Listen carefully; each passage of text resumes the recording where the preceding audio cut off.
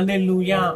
దేవుని ఆజ్ఞలను, యేసుని గురించిన విశ్వాసమును గైకొనుచున్న పరిశుద్ధుల ఓపిక, పరిశుద్ధుల ఓర్పు ఇందులో కనపడును. ఆమేన్.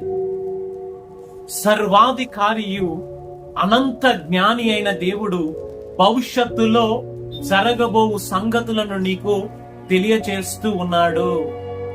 మరి అపవాది అయిన సైతాను వానికి సమయము కొంచెమేనని ఈ యొక్క సర్వ మానవాళిని మోసపరుచుచు బలవంతము చేయిస్తూ ఉండగా, పరిశుద్ధులైన వారు మరి క్రీస్తును నిమిత్తము, వారి యొక్క విశ్వాసము నిమిత్తము దేవుని ఆజ్ఞలను గైకొనుటలో మరి పరిశుద్ధులైన బిడలు ఓపిక, ఓర్పు కలిగి దేవుని యందు స్థిరులుగా ఉండాలి అని ప్రభు మనకు తెలియచేస్తూ ఉన్నాడు.